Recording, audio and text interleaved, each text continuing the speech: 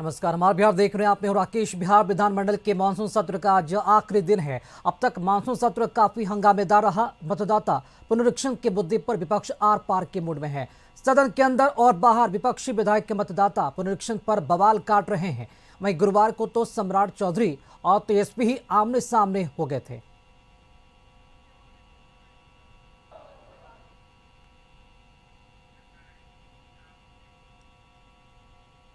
SIR पर सियासी बवाल जारी है। हंगामे के बाद बिहार विधानसभा में इस मुद्दे पर चर्चा हुई। विपक्ष ने एक बार फिर वोटर वेरिफिकेशन पर सवाल उठाया और हर व्यक्ति के वोट का अधिकार छीनने की कोशिश का आरोप लगाया। इस पर सत्ता पक्ष ने जवाब भी दिया। देखिए ये रिपोर्ट।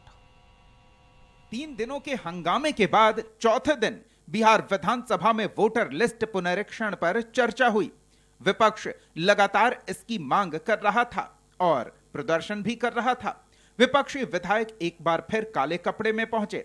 बहस की शुरुआत नेता प्रतिपक्ष तेजस्वी यादव ने किया और एक बार फिर सवाल उठाया कि नागरिकता तय करना निर्वाचन आयोग का काम नहीं है और यह भी बताया कि अगर कोई घुसपैठिया है तो इसके लिए जिम्मेदार कौन है। अगर घुसपैठिया अगर आया भी है तो ये लोग खुद स्वयं सरकार अपने ऊपर पे सवाल उठा रही है।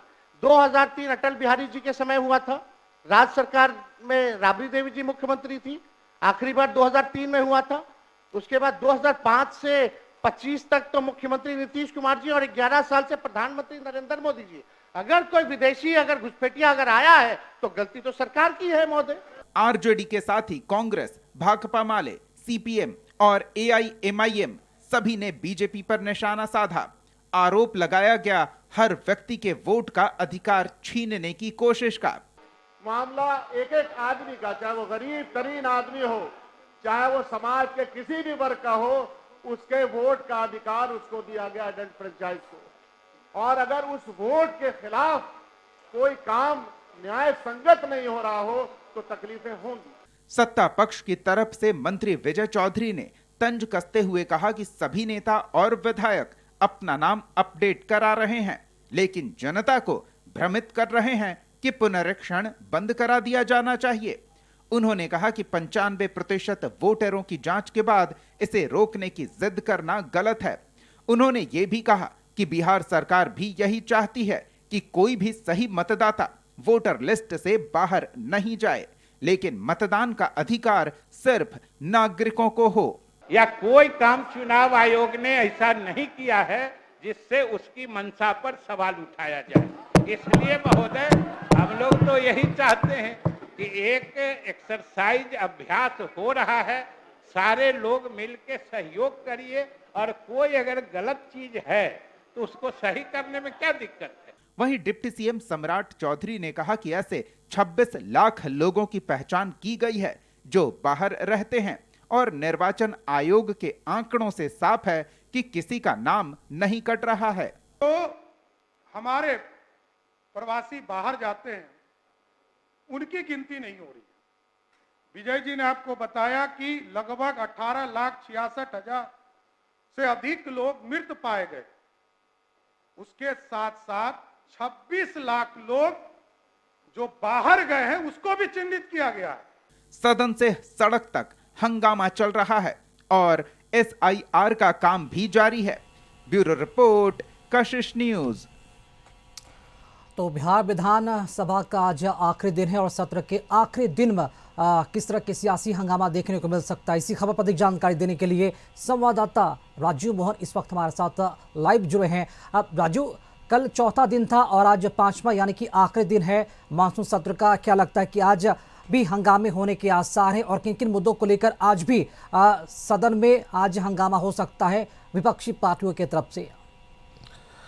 देखिए, बिल्कुल जिस प्रकार से 4 दिनों से विधानसभा सत्र के दौरान पक्ष विपक्ष में जो नोकझोंक चल रही है और हंगामे के भेंट चढ़ता नजर आ रहा है विधानसभा का सत्र, आज 5वां दिन यानी आज अंतिम दिन है मानसून सत्र का। आज भी अंदाज़ा है कि आज भी जो मुद्दे हैं, जो वोटर लिस्ट रिवीजन का मामला है या बेरोजगारी का मामला है, महंगाई का मामला है या अपराध का मामला है, ये तमाम मुद्दों को लेकर एक बार फिर जो है दोनों तरफ से जो है नोक-झोंक के आसार हैं, हंगामे के आसार हैं। कल विधानसभा में जब नेता प्रतिपक्ष तेजस्वी यादव का डिप्टी सीएम सम्राट चौधरी से और विजय सिन्हा दोनों से नोक-झोंक हुई थी और काफ़ी तीखे अंदाज में दोनों ने अपने अपने बयान दे रहे थे।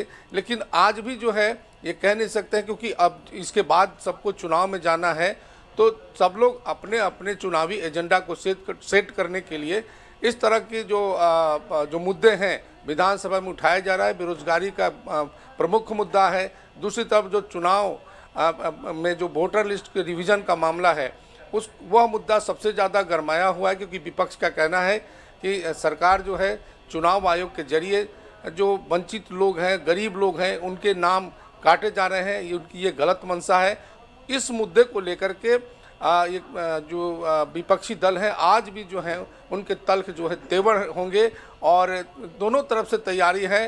अब विपक्ष के तरफ से सरकार को फिर से घेरने की तैयारी होगी, तो सत्ता पक्ष का कहना है कि विपक्ष के पास कोई मुद्दा नहीं है और यही कारण है कि विपक्ष जो है लगातार जो है अलग अलग जो मुद्दे लेके आ रहे हैं उसका कोई मायने नहीं है। क्योंकि नीतीश कुमार ने बिहार में विकास का काम किया है और विकास का काम किया है इसलिए, और जो इस बार का जो चुनाव है उसके आधार पर उनको वोट मिलेंगे, जबकि विपक्ष पूरी तरह से ये कह रहा है कि इस बार बदलाव का बयार है और जिस प्रकार से सरकार ने जनता के साथ धोखाधड़ी की है, उसके साथ छलावा किया है। जी बिल्कुल तो राजू मोहन, एसआईआर तो मुद्दा है ही और भी कई सारे मुद्दे हैं। कल पेपर लीक पर भी लगातार सरकार से जवाब मांगा जा रहा था तेजस्वी यादव की तरफ से, सत्ता पक्ष के तरफ से। क्या लगता है कि सरकार के समक्ष इन हंगामा के बीच चुनौती भी है कि कई महत्वपूर्ण विधेयक भी पास कराया जाना, क्योंकि इसके बाद सरकार, सत्ता पक्ष हो या फिर विपक्ष, सभी लोग चुनाव में जाएंगे। एक बार प्रश्न दोबारा दोहराएंगे। राजू मोहन, जानना चाहेंगे इन हंगामा के बीच सरकार के समक्ष ये बड़ी चुनौती भी है कि कई महत्वपूर्ण विधेयक भी सरकार पास कराए ताकि इसके बाद चुनाव भी होना है, तो जनता के हित को देखते हुए लोक लुभावन जो विधेयक है वो पास कराए जा सकते हैं। इसको लेकर क्या संभावना जताई जा रही है? देखिए, पहले से ही इस बात की रणनीति बनाई गई थी पक्ष की ओर से, सत्ता पक्ष की ओर से, कि तकरीबन दर्जन भर जो है बिल को पास कराया जाना था, जिसमें 4 मूल विधेयक हैं और बाकी संशोधित बिल है। तो हंगामा चाहे जो भी हो, चूंकि सत्ता पक्ष के पास बहुमत है, तो हंगामा होने के बावजूद जो है कई महत्वपूर्ण बिल को सरकार की ओर से पास कराया गया है। जो बचे हुए जो बिल होंगे उसको पास कराया जाएगा और निश्चित तौर पर इस बार जो चुनाव होने जा रहे हैं, तो चुनाव में किस प्रकार से लोक लुभावन जो एजेंडा है सरकार का या जो बिल है उसको सरकार जो है चाहती है कि सदन में उसको पास करा लिया जाए, क्योंकि उनके पास अब अंतिम मौका है, क्योंकि इसके बाद उन्हें चुनाव में जाना है। तो जो जितना भी हंगामा होगा विधानसभा सत्र में, जितने भी नोक झोंक होंगे, लेकिन जो विधेयक है वो सरकार पास करा लेगी, क्योंकि दोनों सदनों में उनका बहुमत है। तो इस तरह से उस पर कोई बहुत फर्क नहीं पड़ेगा। लेकिन सबसे बड़ा फर्क है कि विधानसभा का सत्र जो है जनता के मुद्दों को उठाने के लिए पक्ष विपक्ष बैठता है, उस पर बहस नहीं हो रही है, बल्कि सिर्फ आरोप प्रत्यारोप हो रहे हैं और हंगामा हो रहा है, जिसके चलते जो है विधानसभा का यह मानसून सत्र भी हंगामे की भेंट चढ़ता हुआ नजर आ रहा है। और आज भी जो है आज अंतिम दिन है और आज अंतिम दिन भी हंगामे के आसार है, क्योंकि दोनों तरफ से इसी बात की तैयारी है।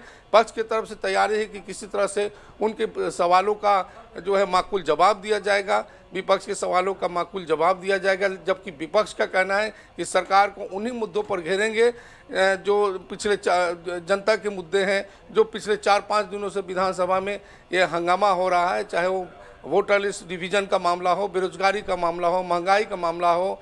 तो ये तमाम मुद्दे को लेकर के लगातार जो है तेजस्वी यादव और उनकी पूरी टीम जो है सरकार को बैकफुट पर लाने का प्रयास कर रही है, कटघरे में खड़ा करने का प्रयास कर रही है। और इसके आसार आज भी हैं कि आज भी जो है वो इसी मुद्दे को लेकर सरकार को कटघरे में खड़ा करने का प्रयास करेंगे। चूंकि चुनाव नजदीक है और ऐसे में अगर बात की जाए तो एसआईआर न सिर्फ बिहार विधानसभा बल्कि संसद तक में विपक्षी पार्टियों का जो हंगामा है वो देखने को मिल रहा है। तो क्या लगता है कि आगामी चुनाव में विपक्ष इसे कितने जोर शोर से उठाएगा? क्या इसे चुनावी मुद्दा बनाया जाएगा? और बनाया जाएगा तो क्या लगता है विपक्ष किस तरह से इसे भुना सकता है और क्या फायदा होगा इस पूरे एसआईआर के मुद्दे को लेकर?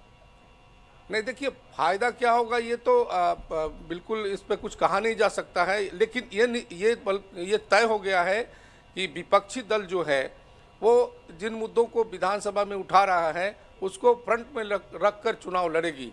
जो SIR का मुद्दा है, महंगाई का मुद्दा है, बेरोजगारी का मुद्दा है, तेजस्वी यादव बार बार बेरोजगारी का और पलायन का मुद्दा और रोजगार देने का जो मुद्दा वो उठाते रहे हैं। और उसमें नया ऐड हो गया है कि जो SIR का मुद्दा है यानी वोटर लिस्ट रिवीजन का जो मुद्दा है उसको फ्रंट में रखकर केंद्र में रखकर विपक्षी दल जो है चुनाव मैदान में उतरेंगे और निश्चित तौर पर इस मुद्दे के जरिए सरकार को घेरने का प्रयास होगा। सत्ता पक्ष को घेरने का चुनावी मैदान में भी तैयारी है।